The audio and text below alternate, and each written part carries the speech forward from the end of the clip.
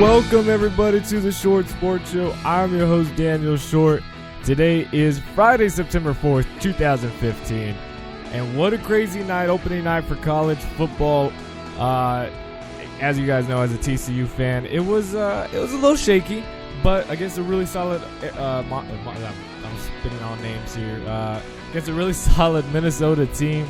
It was a good matchup. It was a really good matchup, really good game.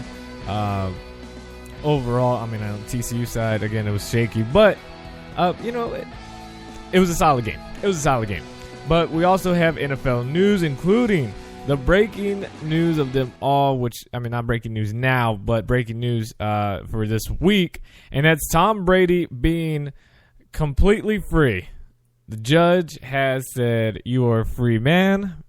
Probably has Tom Brady on his fantasy team. That's, most likely why Tom Brady will not be suspended for the first 4 games of the season like Roger Goodell had put on him.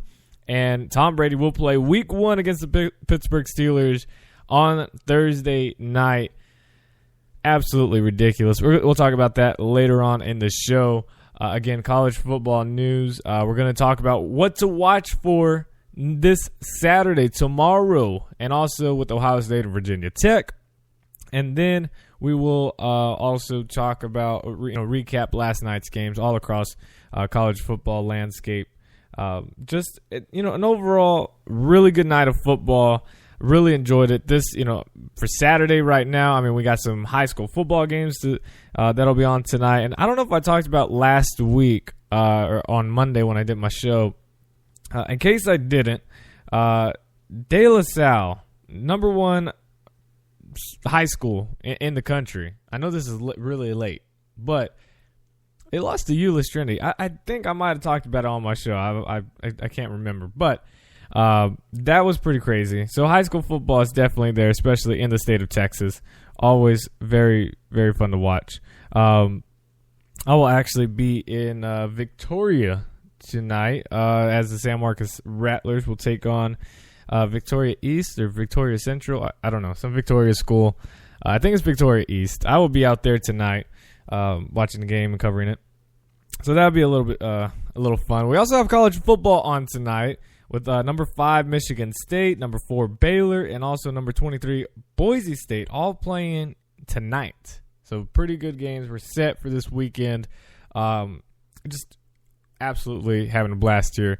The TCU game ran late. I think it was 11 something when the game ended. It was just crazy. And I stayed up most of the night getting the show ready. Added a couple things this morning. I woke up around 7. It's just been crazy. It's been crazy. Still got a long day today and then tomorrow. But I'm excited. This is what keeps me going with football. Oh, man, I'm excited. Just what a great night. What a great day. Let's go ahead and talk about some college football news first, and then we'll get in onto the NFL. But again, before we start, follow me on Twitter at @short_sports 24/7, and get all your news there as it happens. I try to tweet as much as possible, and try to, with work, just kind of little dapper into my phone every now and then. But first, East Carolina wide receiver Trevin Brown will miss 3 games after being placed on probation for a violation of the school's student code of conduct. Brown had 14 catches for 264 yards and 4 touchdowns last year. And ECU hosts Townsend tomorrow. I believe he was going to step up as a receiver as well, being slot guy, whatever. As Justin Hardy's gone, and a few other receivers. So a little bit of a loss for ECU. Ohio State quarterback Cardale Jones is, quote, doing fine after he was released from the hospital Wednesday night after being treated for symptoms related to a migraine headache. Head coach Urban Meyer had this to say on WBNS 97.1 The Fan, saying, quote, I was just with him. He had a migraine, and he had it in high school once or twice. The pain on a scale of 1 to 10 was an 8, but he's doing much better. He'll be limited in practice today, but he'll practice and throw. It's a third down day today, so we need him out there. He's fine. So, it was a little scary for Ohio State fans, as, of course, we all now know. Cardale Jones and JT Barrett will both split time at quarterback against Virginia Tech on Monday night. That's going to be a little risky. It's going to be fun to watch to see how it's going to unfold for Ohio State. As again, last year they hosted Virginia Tech and lost that game, and now they're on the road in Virginia Tech. Very hostile environment already. They're already playing with the chip on their shoulder. They're having a memorial service for the shooting.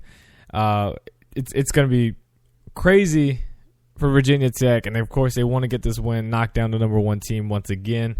And Cardale Jones having a migraine, seeing if that will affect them come Monday.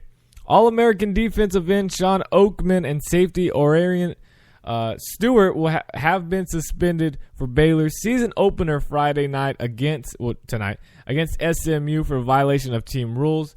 Both were all Big 12 selections last season, and Oakman was voted in the Big 12 preseason Defensive Player of the Year after finishing with 19.5 tackles for loss and 11 sacks. Stewart, on the other hand, is a returning starter that had 82 tackles and 4 interceptions in 2012. Wow, throwback. 2014. And, of course, this is not good news for the Baylor Bears, as already leading up to, I guess, pretty high expectations for them this season.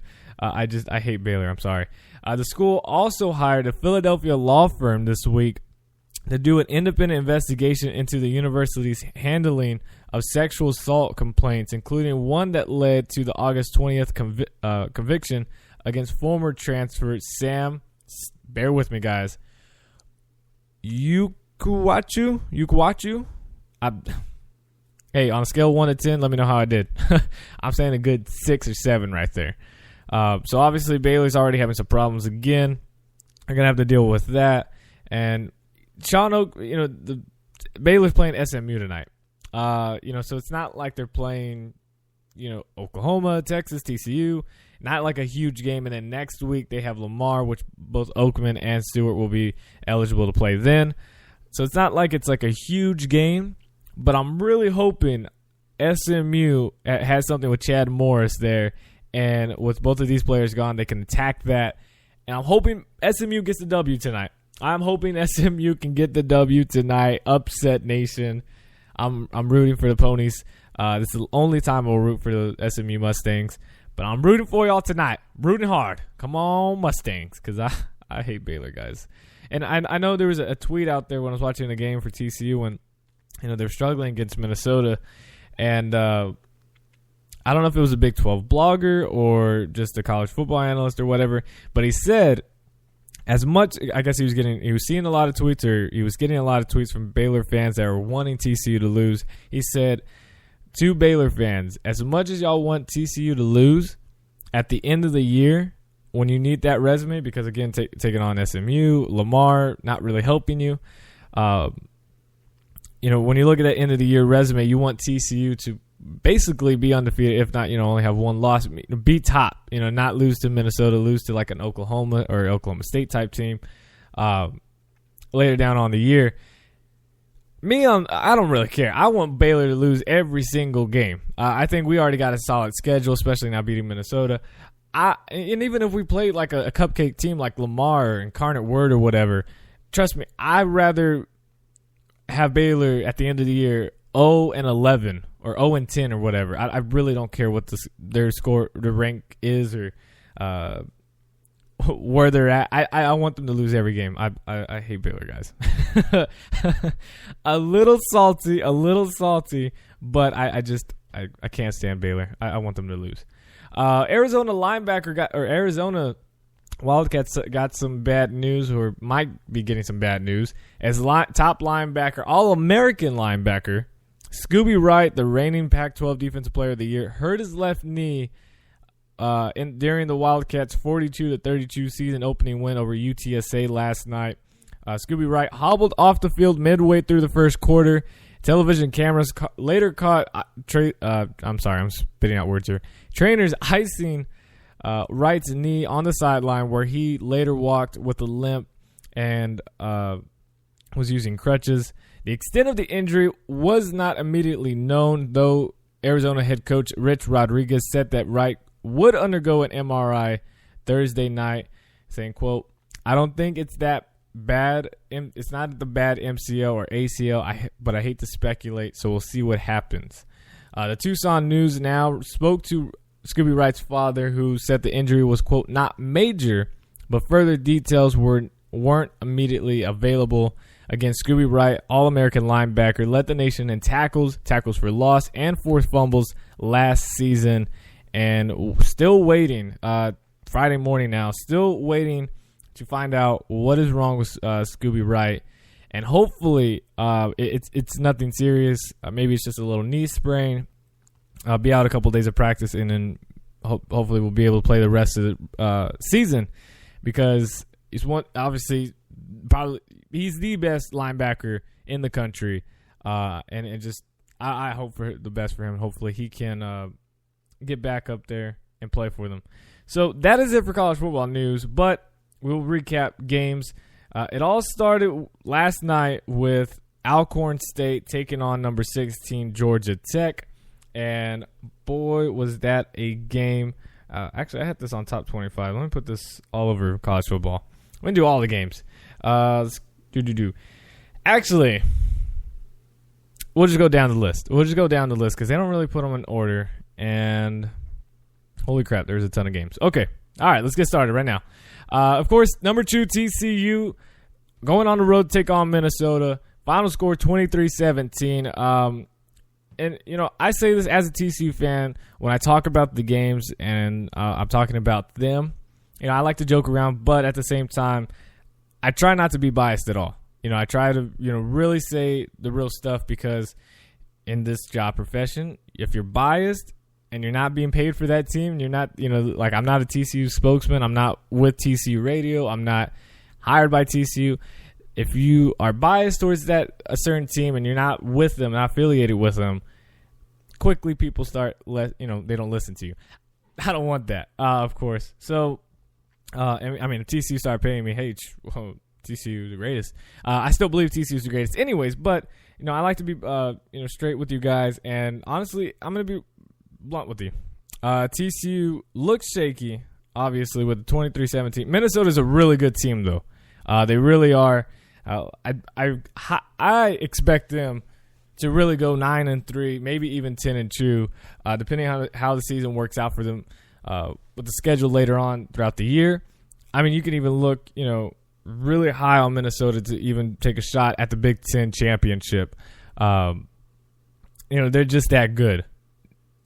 Thing is, TCU came out really shaky. With TCU, the receivers, Boykin, I'm just trying to figure out where to start, because it's like it was a good game, but at the same time, there were so many mistakes that happened in that game.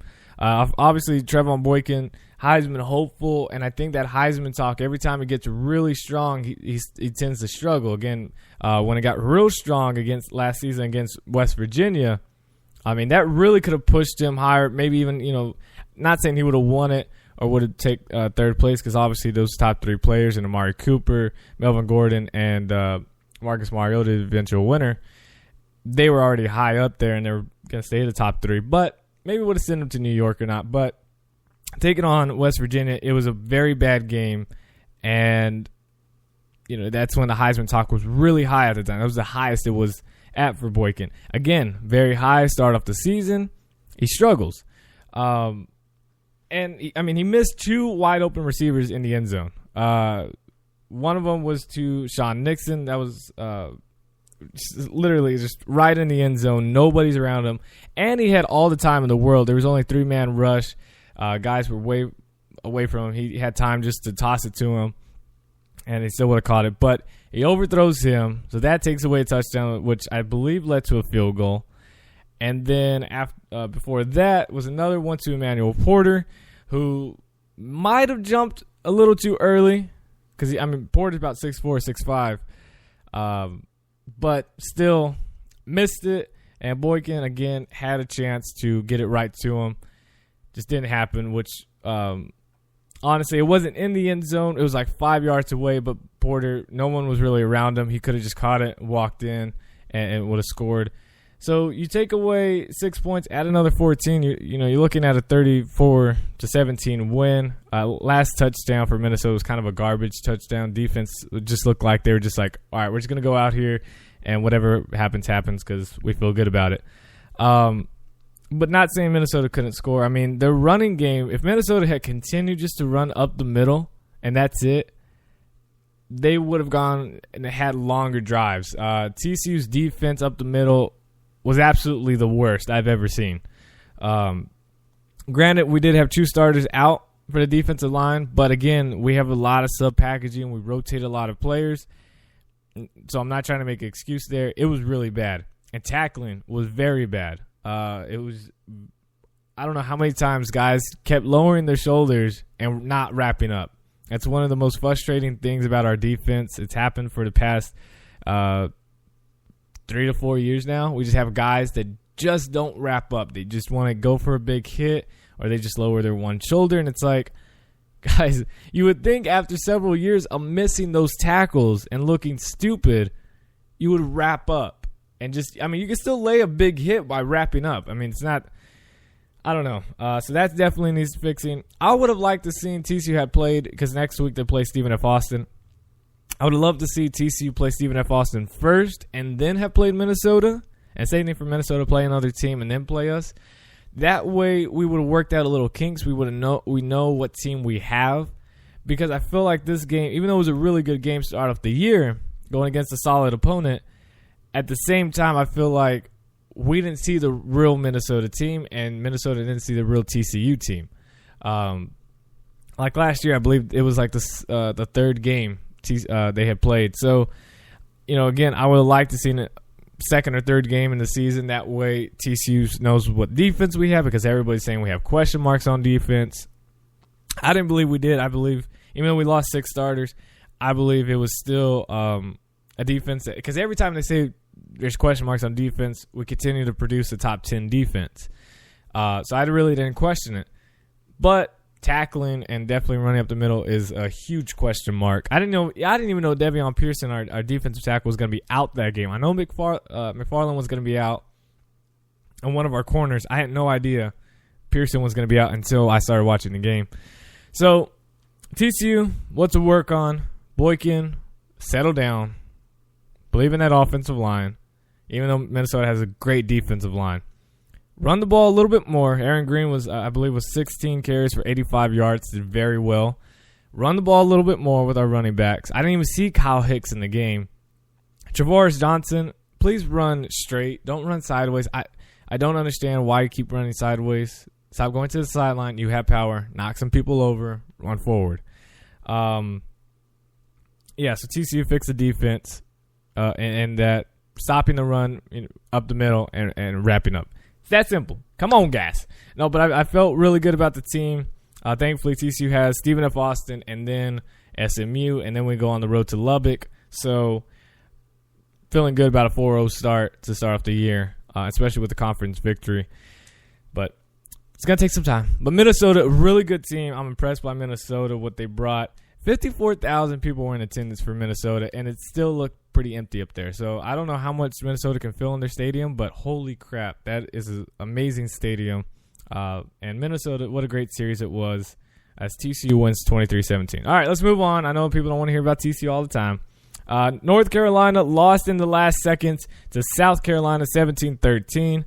Florida International beat UCF. What's going on, Panthers? I see y'all. 15-14 as they block a field goal with 47 seconds. Or actually, it was a 47-yard field goal, as time runs off and Florida International gets the victory. Oklahoma State struggles with Central Michigan. Final score 24-13. At the time, I was looking at the game. It really didn't show a whole lot of score updates. It looked like I saw they were down 13-10, maybe 13-17. Let me see. 13-10. Okay. They were down, and then they ended up scoring the last 2 touchdowns to make it 24-13. Madison Rudolph changed his number to 2. I have no idea why. 10 looked solid. Mason Rudolph. He went 22 of 32 for 266 yards and a touchdown. sadly, Central Michigan just didn't have an offense. Their starting quarterback was not only obviously the passing leader, but was also the rushing leader for 8 carries, 51 yards, and a touchdown. Did not have a passing touchdown. He went 28 of 41 for 225 yards and a pick. But Oklahoma State needs to step it up. Central Michigan ain't in the Big 12. No team is like maybe Kansas is the closest comparison to Central Michigan in the Big 12. But Oklahoma State, everybody was giving them high expectations this year. They were definitely struggling again. And again, it's week 1, so I'm not judging them, too greatly on this. But I am just saying, teams like that, those are big wins that you need to have. Wake Forest beat Elion, whatever, 41-3. Ball State beat VMI 48-36. And again, Alcorn State lost to Virginia Tech, number 16 Virginia Tech, 69-6. Georgia Tech scored 5 touchdowns in the first quarter. 5. It's unbelievable. Georgia Tech, I know they're taking on Alcorn State, but still, Virginia Tech might be a dark horse. I don't know of a lot of teams that can stop that triple option. So it's going to be interesting to watch. Connecticut UConn beat Villanova 20-15. Western Kentucky beat an SEC team, a Sun Belt team. Are they still in the Sun Belt? I believe so. I don't know why I clicked on it. They beat Vanderbilt 14-12. Just like the infamous tweet of Western Kentucky tweeting, WKU holds on. They get the W. Ohio beat Idaho 45-28. Utah State barely beat Southern Utah 12-9 after they were down 9-5. A very awkward, weird game and score, but Utah State gets the victory. Duke beat Tulane 37-7. UTSA lost to number 22 Arizona 32-42. UC Davis lost to Nevada 31-17. San Jose State defeats New Hampshire 43-13. And Fresno State beat Abilene Christian 13. Another big game was Jim Harbaugh. Starting his debut as a head coach for the Michigan Wolverines did not go as planned as the Utah Utes defeat Michigan 24-17. And, it was really based on the quarterback performance for Michigan. Jake Rudock, who transferred from a Big Ten rival in Iowa, transferred to Michigan and was absolutely terrible. He wasn't terrible, just made some bad reads. He went 27-43, 279 yards, 2 passing touchdowns, and 3 interceptions. Michigan Wolverines could not run the ball to save their life. 17 carries and 47 yards for D. Smith. And receiving, though, they got a stud. They got a stud at receiving. Amara Darba, I don't know. 8 receptions, 101 yards, and a touchdown for him. But, yeah, Utah was all over it. Travis Wilson had a rushing touchdown. Did not have a passing touchdown, but went 24 of 33 for 208 yards and a pick. And a solid win for Utah. I guess it's an okay-ish loss for Michigan, but they really need to hold on to that ball. Because they total yards, Michigan had more. 355 to 337. Defense isn't there. Quarterback is an issue. Again, it's week 1, and Jim Harbaugh is not, of course, going to turn this team around in 1 week. Or in 1 year, I should say. But give him some time, 2 to 3 year process. Just like I believe someone was saying during the halftime show of the TCU Minnesota game. It might have been Mark May. He said that when Jim Harbaugh first started at Stanford, the first 2 years one was 4-8 and the other one was 5-7, and then they started getting good. So it's going to take some time for Michigan to get up there, but at least they're a little bit better positioned than Stanford was when he first got there. So good thing for him. And now we will go to Friday's games, tonight's games for college football. Here's what you got to watch tonight. It all starts off with Charlotte at Georgia State. Check this out. 2:30 Central Time. Yes, 2:30 p.m. Central Time. Charlotte and Georgia State go at it. on ESPNU. You can check that out. I doubt anybody's going to watch it, but in case you do, there you go.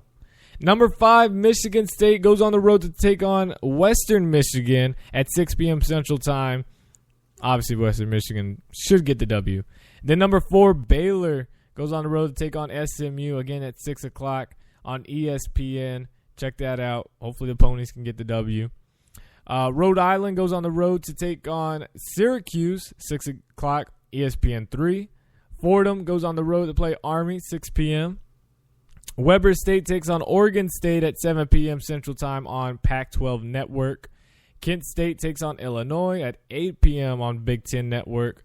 And then finally, to cap it all off tonight, Washington Huskies with head coach Chris Peterson goes to take on his old team on the road against number 23 Boise State, 9:15 p.m. Central Time on ESPN. It's going to be a good game. I'm liking this college football season to start off, mainly because, of course, TCU won. But it's been a solid opening week. It really has. It really, really has. So let's go ahead. I'm getting everything set up. I guess we can put that. Let's talk about the NFL now. New York Giants defensive end Jason Pierre-Paul is planning to return to the team next week, a source told ESPN on Thursday. Pierre-Paul has stayed away from the Giants all off-season, first because of his contract situation, and then, of course, the July 4th fireworks accident that cost him his right index finger. The Giants have not been able to examine Pierre-Paul since the accident. His plan is to meet with the team medical personnel next week in East Rutherford, New Jersey, and then after that, he and the team will make the determination about when he might be able to play. The Giants designated Pierre-Paul with their franchise as a franchise player in March, and he had been seeking, of course, a long-term deal. Pierre-Paul has yet to sign his $14.8 million franchise tender and won't be able to sign it until he is sure that the Giants won't place him on a non-football injury list. Because if the Giants put Pierre-Paul on the NFL list, they could elect not to pay him for the games he's missed. And the NFL requires a player to miss at least 6 games for that to happen.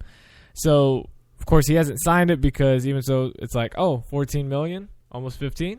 Sign it, but since in the back of his mind he knows if he misses more than 6 games, no money. They don't have to pay him for any games that he's missed, and that is huge money. Starts going down, down, down, and down. So, I mean, it was his stupid mistake to do that anyways, to play with fireworks like that. But I don't know. It's going to be weird to see him tackle. I mean, of course he's going to have, it's just one finger. So he's going to have a cast on his hand anyways. But I don't see it being that much of a factor, but he has kind of struggled. And also a long-term deal with that much money that he's asking for. Is it really worth it not just getting some other player and just moving on from that and not wasting money on them? That's what it comes down to. Did Tim Tebow do enough to make a starting, or not a starting spot, maybe even a starting spot, but a roster spot for the Philadelphia Eagles? If not, I'm pretty sure a couple of teams will sign him if he doesn't. Tim Tebow threw 2 touchdown passes against his former team in a strong effort to make the 53-man roster. Tebow, whose career stalled for the New York Jets in 2012, is now competing with Matt Barkley for the Philadelphia Eagles' number 3 quarterback job, saying, quote, "I'm not going to worry about what I can't control. It's a blessing to be able to come out here and play this game, and I love it." That I love. And it was a lot of fun out here tonight. It was a blast. And when asked whether he'd be anxious Friday, knowing the Eagles coaching staff would be evaluating him and deciding his fate, Tebow quoted a Bible scripture saying, "I try not to be anxious at all. That's what the Bible says. Be anxious for nothing, but in everything by prayer and supplication with thanksgiving. Let your requests be made known to God." If he said, be anxious for nothing, I'm going to try to do that. And again, he did a great job. 2 touchdown passes were the first in the preseason for Tebow, throwing wise. He also had 1 rushing touchdown But on the other side, Matt Barkley, he finished the preseason with 27 completions on 52 attempts for 351 yards, but also had 2 picks. Tebow, on the other hand, went 21 of 36 for 286 yards, and of course, the 2 passing touchdowns and 1 interception. And then, again, he had to say this: I think I'm getting more and more comfortable with the offense, getting into more of a rhythm, especially on first down, getting the first down, which is big in this offense. I believe it's in any offense, Tebow, but I agree with you. I'm a huge Tebow fan, of course. I believe he fits this offense perfectly. This is what he needed all along, and if he could have just had Chip Kelly in the NFL this entire time, we wouldn't even be talking about it. I'm honestly rooting for Tebow to be the starting quarterback overall.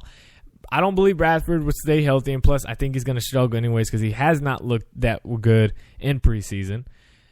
And then you have Mark Sanchez. He was good last year as a fill-in, but he also had, his mistakes. Hasn't really looked like he's been able to capitalize and really, learn and move on from those mistakes just yet. Then that leaves with Matt Barkley struggling. I think Barkley's out. You put Tebow in, and that's all it takes. Bradford to get hurt, Sanchez to struggle. Bam, it's Tebow time in Philadelphia. That is what I'm rooting for. I'm excited. Come on, Tim Tebow. Now, I'm not going to be completely surprised if the Philadelphia Eagles and Chip Kelly cut Tim Tebow just because Barkley's younger, Tebow's a little bit older, and only having a preseason under his belt. But I'm hoping for the best here, and if not, I'm pretty sure another NFL team is going to take a chance on Tebow and say, all right, he did pretty well in this offense. Let's see if we can replicate what they were doing a little bit to get him more involved and possibly move from that. But it just seems like more and more teams are now, especially with the Washington Redskins moving on, which we'll talk about in just a bit.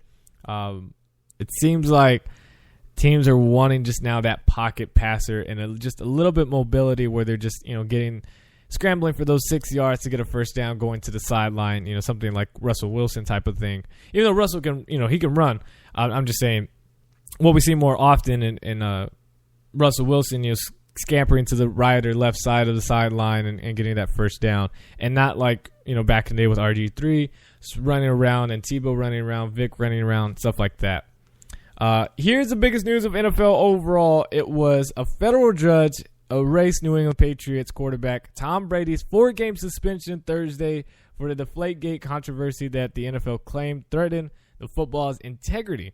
U.S. District Judge Richard M. Berman said NFL Commissioner Roger Goodell went too far in affirming punishment of the Super Bowl winning quarterback, criticizing him for dispensing, quote, his own brand of industrial justice. Brady has insisted he played no role in a conspiracy to deflate footballs below the allowable limit of last season's AFC Championship game. Berman's ruling, however, will not end the dispute as the league appealed the decision later Thursday. This is what NFL Commissioner Roger Goodell said in a statement, quote, "We are grateful to Judge Berman for hearing this matter, but respectfully disagree with today's decision. We will appeal today's ruling in order to uphold the collectively bargained responsibility to protect the integrity of the game. The commissioner's responsibility is to secure the competitive fairness of our game and a paramount principle, and that the league and our 32 clubs will continue to pursue a path to that end. The league has already spent more than $3 million, guys, for its investigation by high-powered attorney Ted Wells, who had conducted probes for the NFL in the past. While Wells' 243-page report was found, it was more, quote, more probable than not that true Patriots ball-handling employees deliberately released air from the Patriots game balls on January's 45-7 New England Patriot victory over the Indianapolis Colts.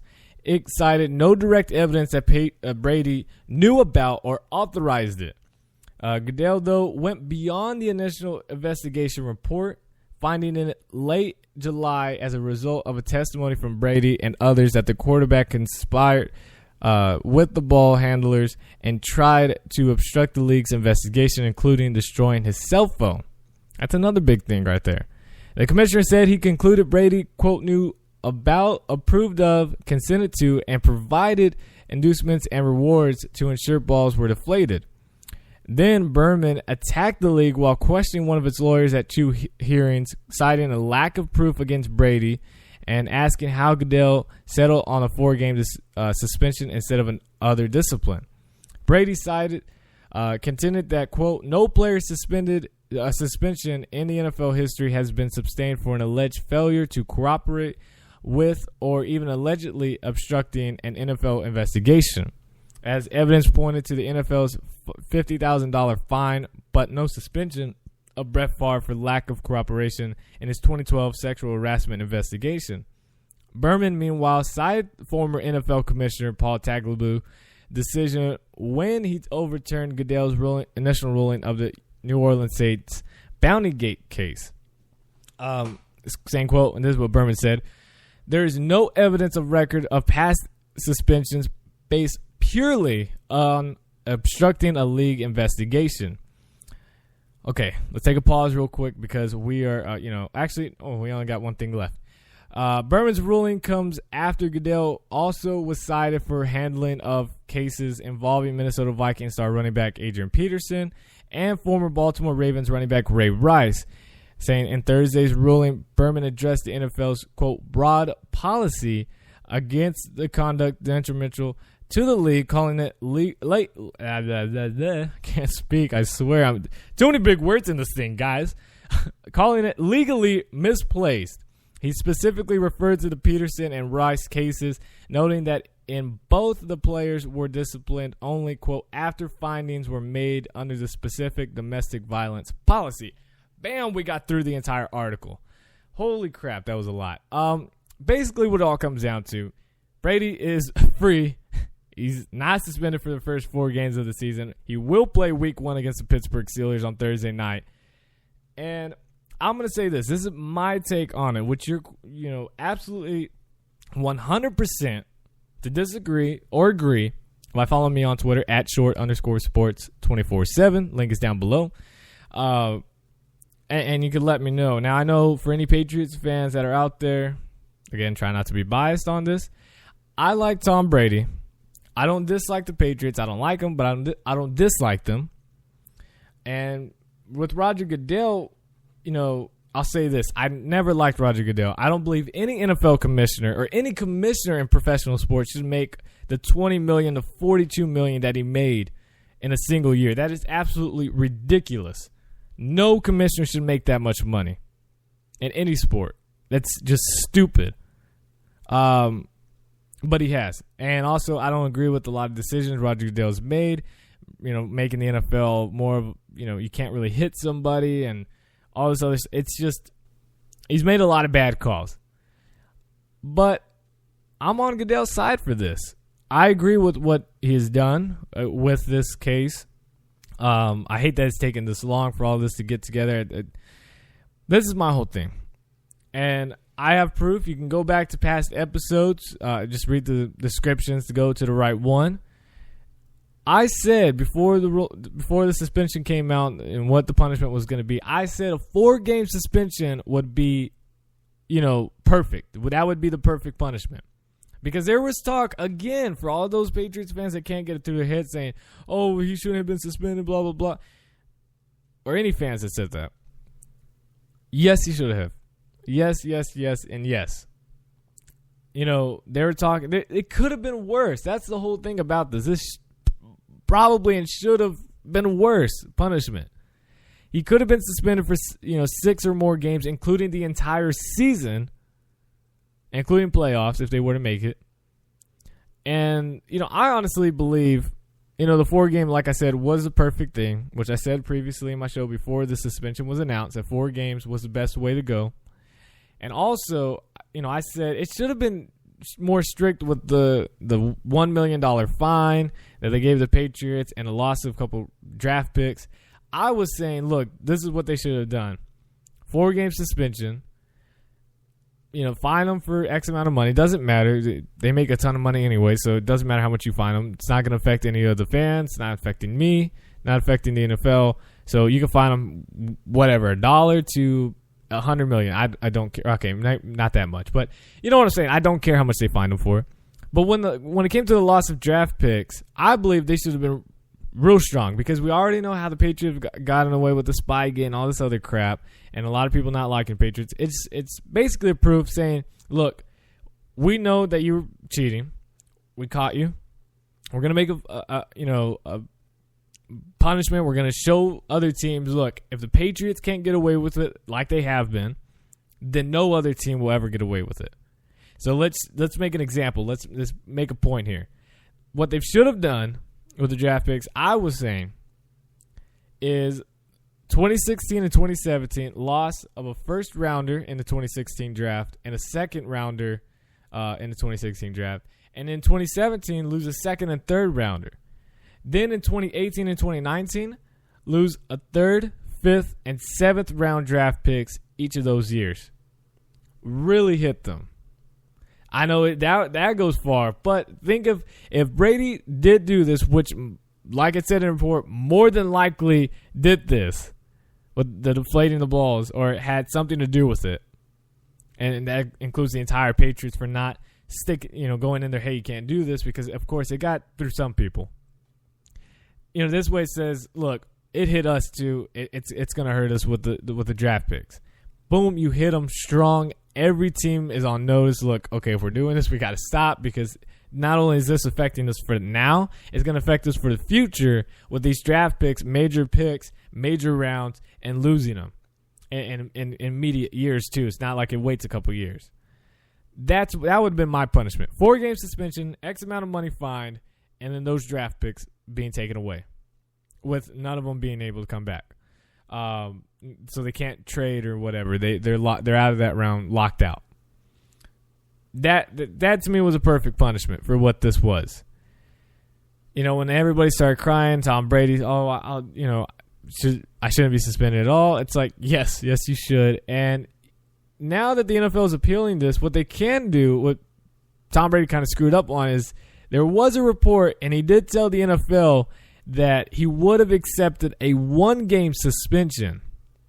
So now that this appeal process is now going through, they could go back to that and say, look, all right, you got away with the 4 games, but we're still going to get you. You already said earlier in this report, you said it to us, that you would have accepted a 1-game suspension. So you know what? That's what you're going to get. You're suspended for 1 game. This upcoming game against the Pittsburgh Steelers, you are out, and bam. That's what should happen. Will it happen? I have a better chance winning the lottery right now than that actually happening.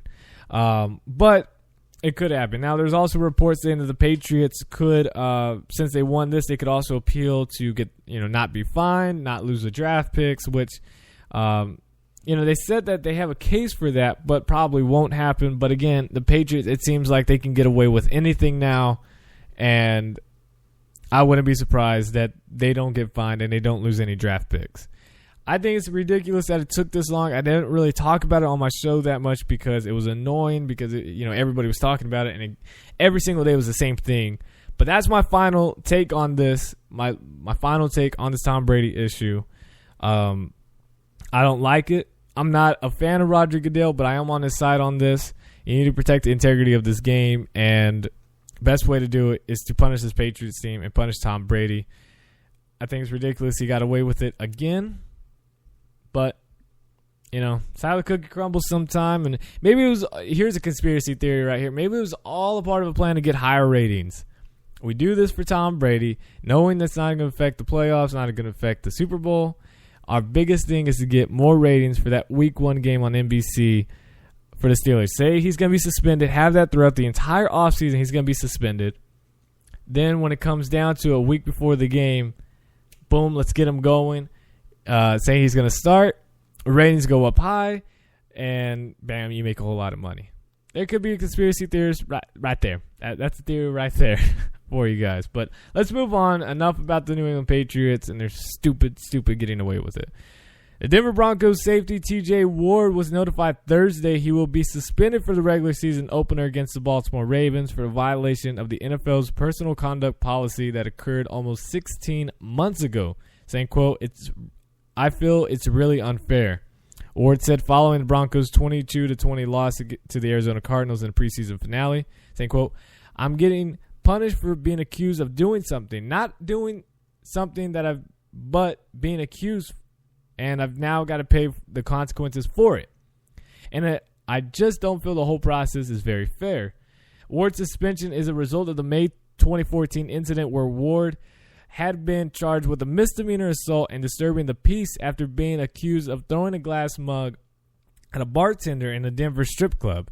In August 2014, Ward was ordered to perform 4 hours of community service before October 31st in 2014, and the prosecutors agreed to drop the misdemeanor charges.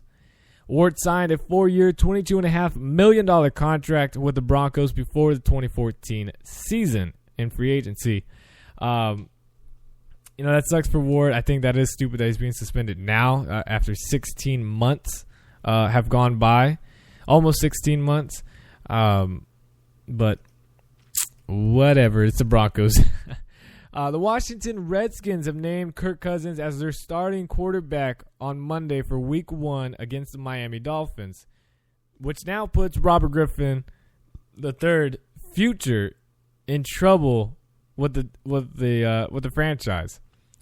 Now, with final cuts due by 4 p.m. Eastern Time Saturday, if RG3 were to get cut, where are the likely destinations for the quarterback to go? That's what I'm asking you. So tweet me at @short_sports247. Use the hashtag The Short Sports Show. Let me know what team you believe RG3 would fit in their scheme, and also is the best chance for him going if the Washington Redskins were to cut RG3. My opinion, there's 5 teams I could see him going to. The Cleveland Browns, of course, because even though I'm a huge fan of Johnny Football, we all know how the Browns are. They're going to try to get a quarterback, especially like RG3, which they almost had him back in the draft, but were, of course, outbidded by the Washington Redskins, who later got him.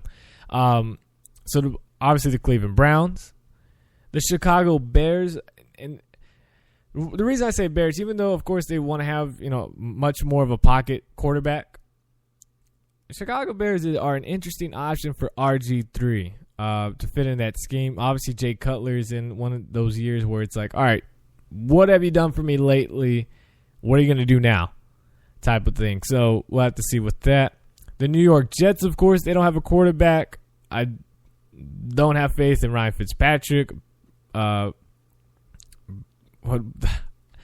this is not a shot at Bryce Petty. Okay, I was gonna say because I couldn't remember his name, and I was like, okay, this is not a shot at Baylor. I just can't remember his name. But Bryce Petty isn't ready. Geno Smith is of course out. So why not New York take a shot with RG3? But again, that is a huge thing with media and stuff. Might not be the best option. But for fitting the start already, that's the best option. The Houston Texans, they don't really have a quarterback. Obviously, Ryan Mallett is way too inconsistent and not ready to take a starting role. Brian Hoyer, a traveling dude, is he ready? Is he consistent enough to be a starting quarterback to win games for the Texans? Because obviously, the Texans got their defense. They're ready to win now, not later. RG3 could possibly do that. Bringing him back to Texas is the biggest thing, I believe. And also the Dallas Cowboys. Now, the Redskins would hate that for him to go to Dallas. But if he can sit under Tony Romo for a year or two, then Romo retires, RG3 might be ready to step up and take that spot. And I think it'd be good for him to be back in Texas, like I said, with the Texans. Houston, again, it's farther from, where the Cowboys are. But being in that area for him would be huge. Obviously, going to the Cowboys, being right next to Waco, would be really big for the Cowboys fans and for Baylor fans and for RG3. Get him back to that area. I think the best thing for him, for RG3's point, not for the NFL and not for other teams, but for RG3's area, for him to get back to the Texas area, that would be huge. That would be huge. Texans, they need a quarterback. Cowboys don't. But Cowboys don't really have a backup quarterback. I mean, who's going to take over if Romo were to go down with a back injury again? Brandon Weeden, do you feel that comfortable with him? I don't. I definitely don't. Houston Texans, they just don't really have a quarterback. So I believe Texans Cowboys could make a good shot for him. Obviously, RG3 is not going to get that $16 million that he's due for this season or next season or whatever that the Redskins would have to pay if they kept him. But it's all going to depend on a few things. But I am rooting for him going to the Texans or the Cowboys and just sitting on their wing with the Cowboys or starting for the Texans. But let me know what you guys think. Again, follow me on Twitter at @short_sports247. And finally, to wrap up this show, the court decision Thursday to vacate Tom Brady's 4-game suspension could impact how many games Dallas Cowboys defensive end Greg Hardy plays in 2015.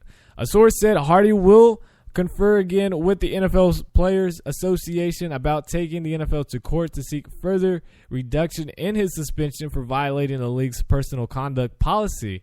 In July, Hardy has had his suspension reduced from 10 games to 4 by arbitrator Harold Henderson. With his suspension beginning Saturday, Hardy would likely have to make a decision soon in order to be eligible to play when the season begins September 13th against the New York Giants. So it's going to be very interesting to see how that all goes out for him. Hopefully he is able to, but he did, we actually have evidence of him actually, committing a crime and threatening his girlfriend with guns around her. So I don't really know if he'll be able to get down. Hopefully maybe a 2-game suspension or be completely wiped of it.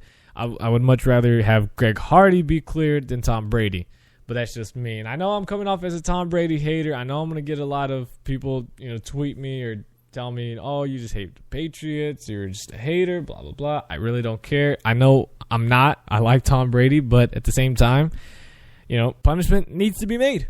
That's just me. I will see you guys next Friday morning on the Short Sports Show. You can listen live on Spreaker.com, iHeartRadio, Stitcher Radio, or you can download today and past podcasts on YouTube, iTunes, and all the other good stuff.